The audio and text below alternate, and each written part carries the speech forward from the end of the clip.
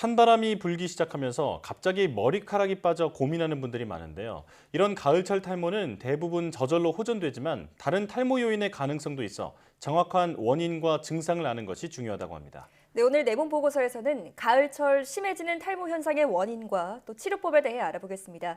분당 서울대병원 피부과 신정원 교수 스튜디오에 모셨습니다. 어서 오십시오. 안녕하세요. 네, 나와주셔서 고맙습니다. 탈모 환자들이 가장 두려워하는 계절이 바로 가을이라고 하는데요. 왜 다른 계절보다 가을에 갑자기 머리카락이 이렇게 많이 빠지는 건가요? 네, 실제로 탈모를 호소하면서 내원하시는 환자들이 가을에 더 많아집니다. 네. 그 이유는 우리의 모발도 어느 정도 계절을 타기 때문인데요. 우리의 모발은 일정한 성장 주기를 반복하게 되는데 크게는 활발하게 자라나는 생장기와 성장을 멈추고 쉬었다가 빠져나가는 휴지기로 나눌 수가 있습니다. 네. 여름철에는 아무래도 모발이 강한 자외선에 노출되는 경우가 많은데 자외선은 자라나던 생장기의 모낭을 빠지는 휴지기로 이행시키는 요인 중에 하나입니다. 예. 또 여름철에는 땀과 같은 분비물이 두피에 자극을 줘서 두피 상태가 나빠지는 경우가 흔한데요. 이러한 영향은 가을이 시작되면서 탈모로 나타나게 됩니다. 네. 또 늦여름부터 가을에 걸쳐 낮이 짧아지고 밤이 길어지면서 모발 주기에 영향을 미쳐서 휴지기 모낭의 비율이 일시적으로 늘어나는 것도 가을철 탈모의 원인 중에 하나입니다. 그렇군요. 네. 자, 탈모와 계절의 관계에 대해서 좀 말씀을 해주셨는데 그럼 계절과 관련된 이 휴지기 탈모는 일반적인 탈모와 어떤 차이점이 있는 건가요? 네, 탈모는 아주 다양한 원인들에 의해서 발생할 수가 있는데 그 원인에 따라서 나타나는 증상도 굉장히 달라집니다. 네. 가장 흔한 질환이 세 가지가 있는데 그중에 하나가 휴지기 탈모입니다. 사람의 두피에는 평균적으로 모발이 10만 개 정도 있는데요. 네. 이 중에 10% 정도가 휴지기에 들어가 있습니다. 휴지기가 평균 3개월 정도 지속된다고 하면 하루에 빠질 수 있는 모발의 수를 계산해 보면 약 100개가 되는데요. 네. 따라서 하루에 한 100개 정도 빠진다. 이 정도는 정상 범주에 속한다고 할 수가 있습니다.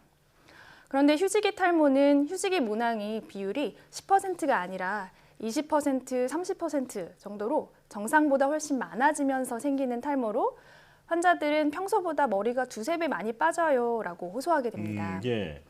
원형으로 빠지거나 특별한 부위에 국한돼서 빠지는 것이 아니라 두피 전반에 걸쳐서 발생합니다.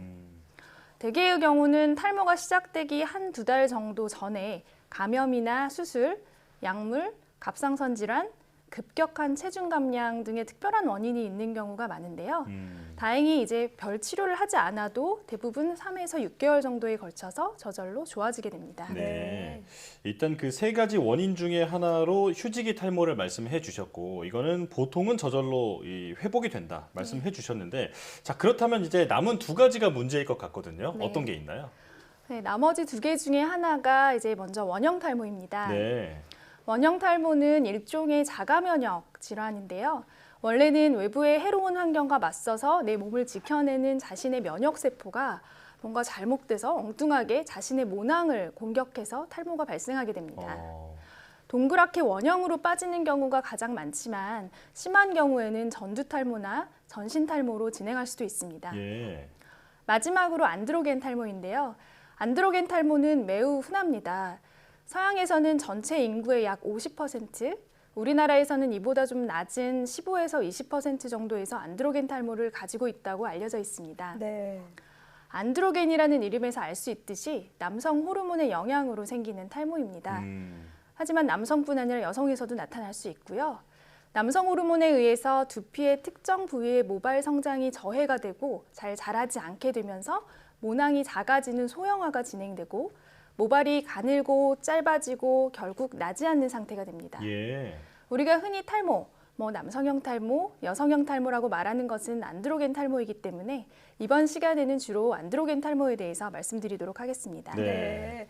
자, 그러니까 우리가 탈모라고 할 때 가장 일반적으로 떠올릴 수 있는 것이 바로 안드로겐 탈모인 것 같은데요. 그 중에서도 이 남성형 탈모와 여성형 탈모의 차이가 있나요? 네, 안드로겐 탈모는 남성이든 여성이든 대부분 처음부터 모발이 많이 빠지거나 나지 않는 상태가 되는 것이 아니라 먼저 가늘어지는 증상부터 시작되게 됩니다. 네. 그런데 남성과 여성에서 탈모의 양상이 각각 다른데요. 남성에서는 헤어라인이 M자나 C자형으로 후퇴하거나 정수리가 비어가는 양상으로 나타나고 여성에서는 헤어라인의 후퇴는 없이 가르마를 중심으로 머리 위쪽, 두정부 쪽이 점점 휑해지는 양상으로 나타납니다. 네. 하지만 절대적인 것은 아니어서요. 남성에서도 여성형의 양상을 보이는 경우가 종종 있고 반대로 여성에서 남성형 양상을 보이는 경우도 드물게 있습니다. 네. 바로 머리카락이 빠지는 게 아니라 점점 가늘어지기 시작하다가 나중에 이제 빠지기 시작한다. 네. 네, 이렇게 말씀을 해주셨는데요. 자, 그렇다면 탈모가 생긴 경우 어떻게 치료하나요? 네. 남성 같은 경우에 안드로겐 탈모의 치료는 크게 어렵지 않습니다. 네. 탈모의 원인이 되는 남성 호르몬인 디하이드로 테스토스테론의 생성을 억제하는 피나스테라이드나 두타스테리드 약물을 복용하면은 많은 경우 효과를 볼 수 있는데요. 환자의 90% 정도에서는 적어도 탈모의 진행이 멈추게 되고요. 60에서 70% 정도에서 복용 전보다 탈모가 개선될 수 있습니다. 네. 이 외에 미녹시딜 도포제를 사용하거나 모발 이식을 함께 할 수도 있습니다. 그런데 이제 여성 같은 경우에는 안드로겐 탈모가 좀 이야기가 다른데 네. 이러한 약물의 효과가 남성에 비해 현저히 떨어집니다. 네. 또 이러한 약물들은 기형 유발의 가능성이 있어서 가임기의 여성에서는 쓰기가 어렵습니다. 네. 따라서 미녹시딜이나 알파트라디올 성분의 도포제로 치료하는 것이 첫 번째입니다. 그리고 혈액 검사를 해서 저장철이 떨어져 있는 경우에는 철분제를 함께 복용하기도 합니다. 임신 계획이 전혀 없거나 폐경기 이후의 여성인 경우에는 남성에서 쓰는 그런 피나스테리드나 듀타스테리드를 복용하기도 하고요. 모발 이식을 통해서 가르마 주변의 모발을 보강하는 치료를 하기도 합니다. 예. 네. 자, 그런데 많은 분들이 좀 걱정하시는 것 중에 하나가 이 탈모약을 복용을 하면 남성의 경우에는 좀 성기능이 저하가 된다라는 등의 설이 있거든요. 네. 사실일까요? 네, 사실 탈모를 치료하러 오시는 환자분들이 가장 우려하는 부분인 것 같습니다. 네. 모든 약이 그렇듯이 탈모약도 부작용이 있을 수 있고요. 그중 가장 흔한 것이 바로 성기능 저하입니다. 예. 하지만 그 비율이 높지는 않은데 약물 복용 초반에 성기능 저하를 느끼는 환자의 비율이 100에 한두 명 정도지만 많은 경우에 약물 복용을 지속하면서 저절로 좋아집니다. 결국 이러한 이유로 약을 끊게 되는 경우가 100에 한두 명 정도 있는데요. 약물 복용을 중단하면 부작용은 사라집니다. 최근에 탈모약이 우울증 빈도를 높일 수 있다는 결과가 북미 쪽에서 나오면서 논란이 좀 되었었는데 네. 사실 좀 편향된 연구 결과로 대한모발학회 회원을 비롯한 대부분의 모발을 보는 전문의들의 의견은 탈모약이 우울증과 직접적인 연관이 없다는 쪽으로 모아졌습니다. 네. 오히려 탈모가 진행되면서 환자들의 심리 상태에 악영향을 미쳐서 삶의 질을 저해야 한다는 결과가 더 설득력이 있습니다. 결론적으로는 약물을 쓰면 부작용이 있을 수도 있지만 그 확률이 낮고요. 회복이 되고 또 약물 효과가 매우 좋기 때문에 전문의와 잘 상담해서 처방받는다면 큰 걱정은 안 하셔도 될 것 같습니다. 네.